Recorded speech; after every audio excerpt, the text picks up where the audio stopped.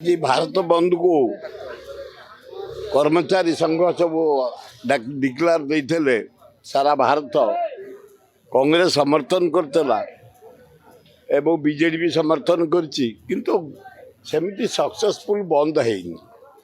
केवल बस मोटर बंद है किंतु गाड़ी दुकान बाजार जमती खोलिया कथा हाट बाट सब सेम चलती मो मतरे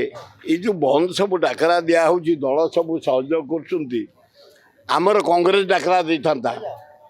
चक्का बंद एकदम क्यों से भाया किसी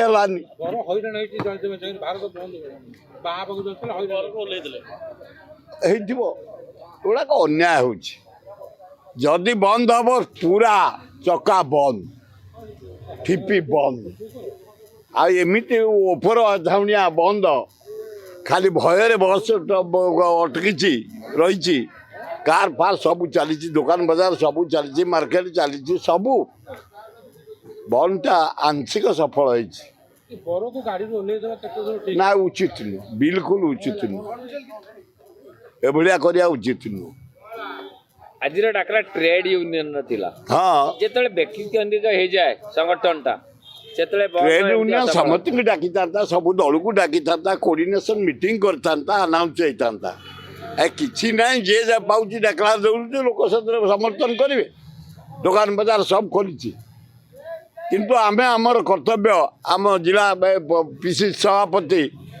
भक्त दास जेहेतु समर्थन करें कलु जे आंशिक मात्र किंतु बंद कला भाया कार्यक्रम हाथ को नहीं से जहाँ आंशिक सफल होती ये मला सरकार मोदी सरकार अर्थ सरकार करप्ट सरकार दुर्नीति सरदार सरकार नरेंद्र मोदी सरकार भारतटा को बिकी सारा भारतटा को पृथ्वी आगे कलंकित कर सारा भारत मर्यादा नहीं सारा सब एम्प्लॉय माने एकाठी बंद डाकरा देते आम समर्थन कर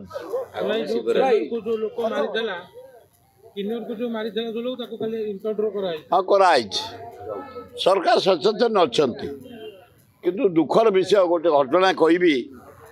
मुसलमान सम्मिलन गोटे करने प्रथम प्रस्ताव दिगला जटणी ब्लॉक बेणापंजीरी सेठी से माने प्राय 70-80 लाख टका खर्च कर टेंट करदे से सरकार जनइले तुम एठे कर आउ 5 जगह दियो 5 जगह देले गोटे तरतुआ बेली गाँ अच्छी खोर्धार जटन निर्वाचन मंडली सिलेक्ट है परमिशन देदेले अलाउ करदे एसपी देदेले क्लीयरेंस कलेक्टर क्लीयरेंस देदेले सब कलेक्टर ऑर्डर भी देदेले से माने करदे 1.5 कोटी खर्च कर सारे काली सकाल को तुम कर एगुड़ा गोटे धर्म प्रति बहुत अन्याय करा मोहन सरकार तुम कहीं परमिशन दौ तुम कहीं रिपोर्ट देल कर कौन पैसे 1.5 कोटी टका खर्च कले नष्ट है हम ना से तो कहते तमें जागर जदि कौच आमर जागर दिन बंद करदेबू 13, 14, 15 मागिलु आम 15 दरकार नहीं 13, 14 2 दिन दे दियो तभी दबन।